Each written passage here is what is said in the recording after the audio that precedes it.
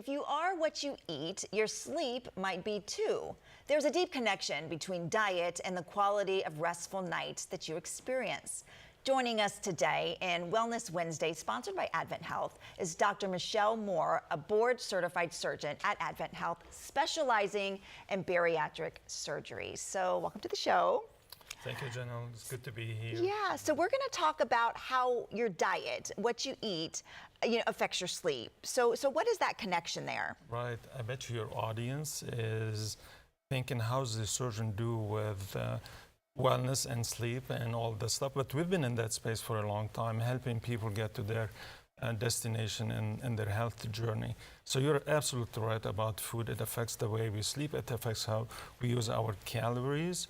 And think of sleep as a time for restfulness and restoring our physiology and replenishing our resources. And if we don't get enough sleep, the balance between our hunger hormones and our satiety hormones that makes us feel full is disrupted.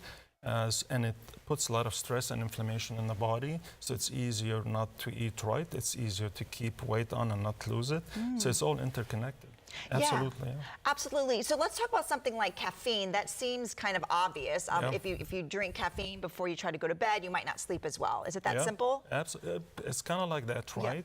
And caffeine is a stimulant, so it keeps you up and busy. And if you get it before sleep, you're going to have a little bit more jitterness and a little bit more irritability, and that doesn't get you to sleep good enough, and that puts that cascade back up again.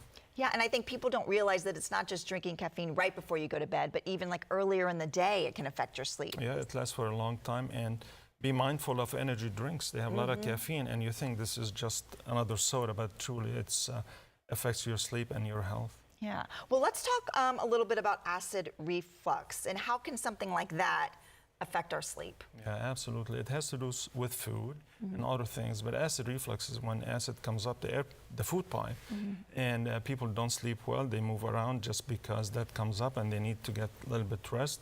And it comes with foods that also are calorie rich and heavy. So that all ties into not getting enough and good quality sleep at night. Yeah. Okay. And what about GERD?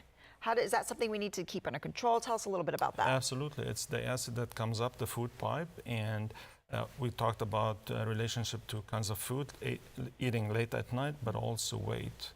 With excess weight, GERD gets worse, and that really affects the quality of sleep and life in general. Yeah. So if we're having trouble sleeping at night, should we look at what we're eating, and how could we do that? Absolutely. Yeah. Think about the things you're eating. Think about the timing. Go into better, healthier foods before you go to sleep earlier in the day, in the afternoon rather than late at night. And set up your room in a way to get some sleep and avoid the heavy foods that we usually pick up before we go to bed. Yeah, it sounds like, a cycle, because if you're not getting enough sleep, that could cause you to want to eat more. And then if you're overweight, that could cause you to not get enough sleep. Absolutely. Yeah. And it has to do, weight does a lot of things to our body. It disrupts the sleep cycle. It gets us into disordered sleep. So you sleep, but you're not sleeping deep enough. And in extreme cases, we develop sleep apnea. I mean, that's when you pause during your sleep. And little pause is okay, but longer pauses are dangerous and affects our brain and the oxygen level and heart attacks and stuff like this. Yeah. So it's essential that we keep an eye on it.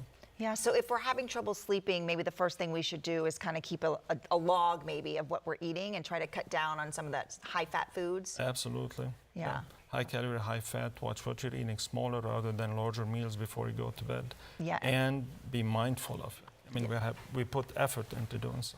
Absolutely. Well, thank you so much. Those were great tips. Really appreciate having you on the show today. Thank you, Janelle. And if you want to find out more about Advent Health, you can check them out online. Just go to ahmgtampabay.com.